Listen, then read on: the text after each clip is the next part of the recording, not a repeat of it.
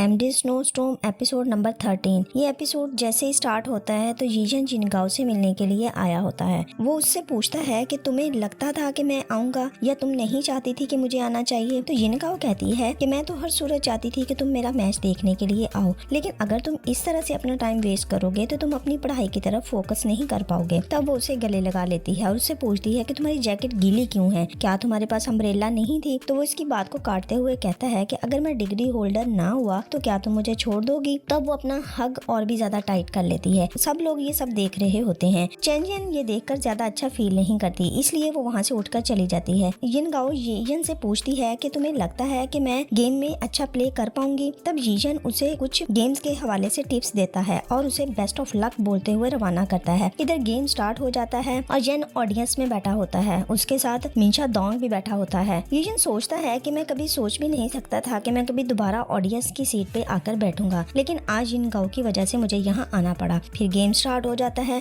यिनगाओ बहुत कॉन्फिडेंट होती है। उसके सामने की प्लेयर रशियन होती है। गेम के स्टार्ट में रशियन प्लेयर का पलड़ा भारी होता है और उसके 5 पॉइंट बन चुके होते हैं। इसके बाद यिनगाओ नेक्स्ट राउंड जीतकर पॉइंट बराबर कर लेती है। जब वो खेलती है तो उसे याद आता है कि यीजन ने उसे खेल के दौरान अपनी स्पीड को बेहतर बनाने का उसूल बताया था और ये भी बताया था कि अपनी गेम को हमेशा एंजॉय करके खेलना चाहिए। इसलिए वो कोई गलती किए बगैर अपने पॉइंट्स इंक्रीज करती है, जिस पर यीजन भी खुश हो रहा होता है। फिर लास्ट बॉल को उसे पॉकेट में डालना होता है, जिस पर सब बहुत नर्वस होते हैं कि पता नहीं यिनगाओ ये कर पाएगी या नहीं, लेकिन वो ये बॉल भी पॉकेट में डाल देती है। सब उसके लिए क्लैप करते हैं। मिंशा डोंग भी उसे अप्रिशिएट करता है। यिनगाओ जल्दी से आकर अपने कोच से मिलती है, जो कि उसके लिए बहुत ज्यादा खुश हो रहा होता है क्योंकि वो क्वार्टर फाइनल में जा चुकी होती है। कोच से मिलने के बाद वो येन के पास आती है और सब ऑडियंस के सामने कहती है कि मुझे अपना हाथ दो, लेकिन वो कहता है कि हम बाहर जाकर मिल लेते हैं। लेकिन यिनगाओ उसे इंसिस्ट करती है कि मुझे तुमसे अभी बात करनी है। तब उसका हाथ अपने हाथों में लेकर कहती है, मैंने तुम्हारी बताई हुई हर बात पर फोकस किया और मैं मैच जीत गई। आज से मैं अपनी हर खुशी तुम्हारे साथ शेयर करूंगी। इस बात पे वो हैरान हो रहा होता है। वो कहती है कि जिस स्टेज पर आज मैं हूँ तुम बहुत अरसा पहले इस स्टेज पर पहुँच चुके हो। वो उसे माय क्वीन कहती है तो वो और भी ज्यादा हैरान होता है। तब वो कहती है कि जो जीत जाता है वो किंग होता है, इसलिए आज मैं किंग हूँ और तुम मेरी क्वीन हो, जिस पर बाकी लोग भी उस पे हंसना शुरू कर देते हैं। फिर जब येन बाहर आता है तो उसके सामने मिंशा डोंग खड़ा होता है। वो उसे कहता है कि चलो आज हम इकट्ठे टाइम स्पेंड करते हैं। तब वहाँ पर चांग भी आ जाता है। वो भी कहता है कि बिल्कुल हमें अपना टाइम शेयर करना चाहिए क्योंकि हम बहुत कम वक्त में मिलते हैं। फिर वो आपस में डिसाइड करते हैं कि उन्हें किस तरह से एंजॉय करना है। विवेक कहता है कि मैं होटल बुक करवा लेता हूँ और कुछ ड्रिंक का ऑर्डर कर देता हूँ। मिंशा डोंग कहता है कि एक्सपेंसेस को हम शेयर कर लेते हैं, लेकिन येन विवेक को अपना कार्ड देते हुए कहता है कि आज तुम सब मेरी तरफ से ड्रिंक पियो। फिर वो विवेक से कहता है कि सबको ड्रिंक पिलाओ, मैं चाहता हूँ मैं सबका होस्ट बनूं। तब वो अपना कार्ड विवेक को देकर कहता है कि इन सबको तुम ले जाओ, मैं यिनगाओ के साथ सेलिब्रेट करके कुछ देर बाद तुम लोगों को ज्वाइन कर लूंगा। तुम लोग अपनी लोकेशन मुझे सेंड कर देना। फिर वो दोनों लिफ्ट में सवार हो जाते हैं। इतनी देर में येन अपने लिए होटल में रूम बुक करवा लेता है। यिनगाओ पूछती है, तुम तो जाने वाले थे, तुमने रूम बुक क्यों करवाया? तब येन कहता है, मुझे तुम्हारा फाइनल मैच देखना है। तब वो हंसने लग जाती है कि तुम्हें कैसे पता है कि मैं फाइनल तक पहुंच सकती हूँ। तब वो उसका हाथ पकड़ते हुए लिफ्ट से बाहर ले आता है और होटल के रूम में आ जाते हैं। इधर रोमांटिक सीन करते हुए येन नोट करता है कि यिनगाओ कुछ अपसेट है। वो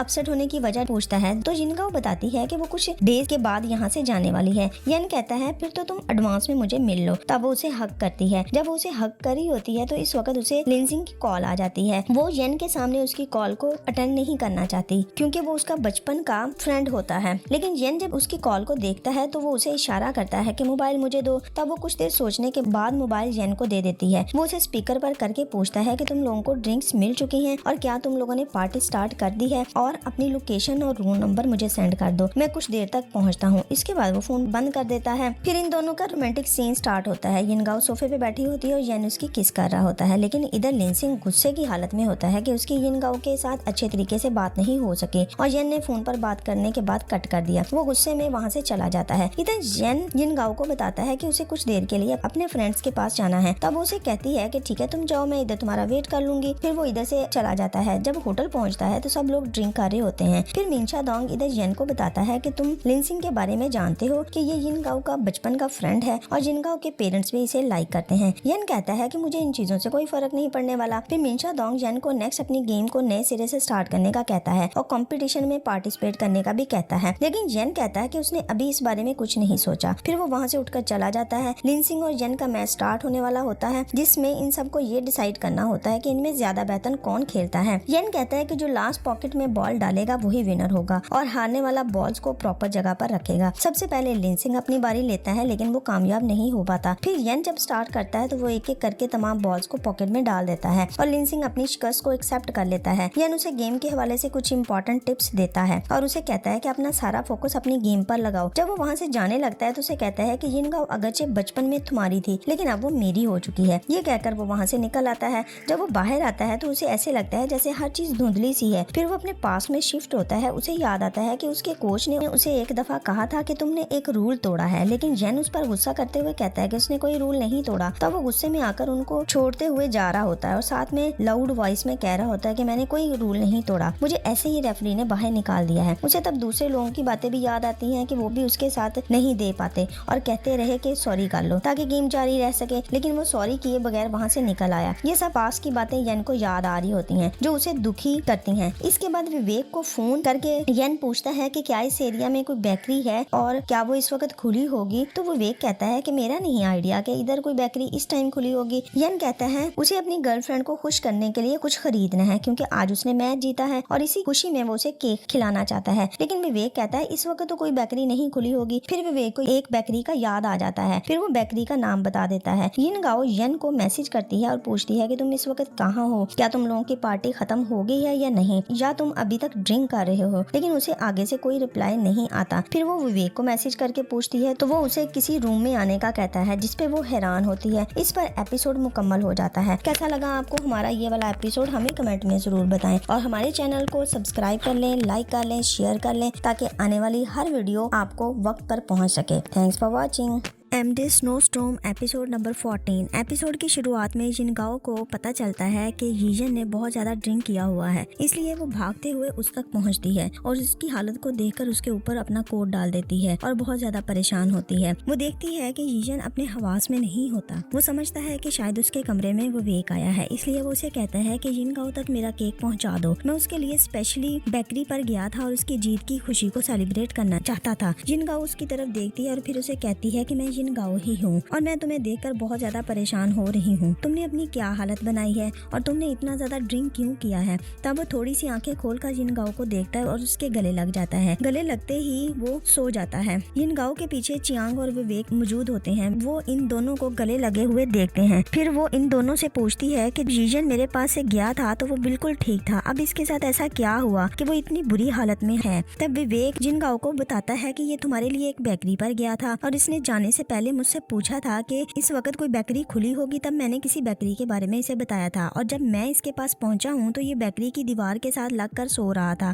फिर वो उसे इस बेकरी की एक पिक्चर दिखाता है और बताता है कि यीजन इस बेकरी पर गया था। इसके बाद विवेक उसे केक खाने का कहता है और उसे बताता है कि इसने तुम्हें लंच करवाने के लिए किसी के साथ गेम खेली थी, जिसको विन करके इसे जो पैसा मिला इसने तुम्हें होटल में ट्रीट दी। ये सब सुनकर यिनगाओ बहुत ज्यादा बुरा फील कर रही होती है कि यीजन मेरे लिए इतनी ज्यादा पेन लेता है। इसके बाद वो अपना क्वार्टर फाइनल खेलने के लिए चली जाती है और यीजन होटल के रूम में होता है। वो क्वार्टर फाइनल जीत जाती है। फिर जब वो होटल पहुंचती है तो यीजन अभी सो रहा होता है। वो इसकी तरफ फेस करके उसे देख रही होती है। जब यीजन की आंख खुलती है तो यिनगाओ उससे पूछती है कि तुमने इतना ज्यादा ड्रिंक क्यों किया था, मैं तुम्हारे लिए इतनी ज्यादा अपसेट रही। तब उसे बगैर कोई जवाब दिए वो उसे हक कर लेता है और उसे कहता है कि मैंने अपने दुख को कम करने के लिए ड्रिंक किया था। मैं जब ऑडियंस में जाकर बैठा तो मैंने अपने बहुत पुराने फ्रेंड्स को देखा और मैं अपनी बहुत पुरानी चीजों को देखकर बहुत ज्यादा परेशान हुआ और इसी गम को बुलाने के लिए मैंने इतना ज्यादा ड्रिंक किया। फिर वो उससे पूछता है कि आज क्या दिन है। यिनगाओ बताती है कि आज संडे है और इस वक्त दोपहर का टाइम है। तब वो उससे पूछता है इसका मतलब है कि तुम अपने मैचेस खत्म कर चुकी हो। यिनगाओ बताती है कि हाँ मैं मैच हार चुकी हूँ और मैं रनर अप हूँ, जिस पर वो उसे तसल्ली देते हुए कहता है कि तुम नेक्स्ट टाइम जरूर जीतोगी। फिर वो उसे कहता है कि तुम कुछ देर रेस्ट कर लो, फिर हम सनराइज देखने के लिए चलेंगे। यिनगाओ कहती है कि तुम कैसी बातें कर रहे हो, ये दोपहर का टाइम है, इस टाइम सनराइज कहाँ पर हो सकता है। तब वो उसे बताता है कि हम सनराइज देखने के लिए आइलैंड जाएंगे, मैंने तुम्हारे लिए पहले ही बुकिंग करवा ली थी, तुम्हें बस रेडी होना चाहिए। इस पर यिनगाओ बहुत ज्यादा खुश होती है। फिर वो सनराइज देखने के लिए निकल पड़ते हैं। दोनों गाड़ी में सवार होते हैं। सफर करते हुए जब वो थक जाते हैं तो एक जगह कुछ देर के लिए रुकते हैं। अपने आप को फ्रेश अप करने के बाद यिनगाओ की सीट को थोड़ा रिलैक्स कर देता है ताकि वो आसानी से रेस्ट कर सके। तब वो उससे पूछती है कि क्या तुम बाकी सब लोगों का भी ऐसे ही ख्याल रखते हो जैसा कि मेरा ख्याल रखते हो। यीजन कहता है कि तुम क्या समझती हो मैं दूसरी लड़कियों के साथ टाइम स्पेंड करता हूँ, तुम मेरी लाइफ में एक ही लड़की हो और मुझे सिर्फ तुम्हारी ही केयर करनी है। जब वो आइलैंड पहुँच जाते हैं, येन उसे इम्पोर्टेंट इन्फॉर्मेशन इस जगह के हवाले से देता है और बताता है कि ये ऐसी जगह है जहाँ पर हम गैलेक्सीज को देख सकते हैं। फिर वो कहती है कि हम इतनी दूर से गैलेक्सीज को कैसे देख सकते हैं। येन बताता है इन सब चीजों के लिए हमें यहाँ पर टेलीस्कोप प्रोवाइड की जाती है और आसमान पर मौजूद बॉडीज को हमें दिखाया जाता है। इसके बाद वो उसे कहता है कि मैं तुम्हारे खाने के लिए कुछ लेकर आता हूँ, तुम इतनी देर एंजॉय करो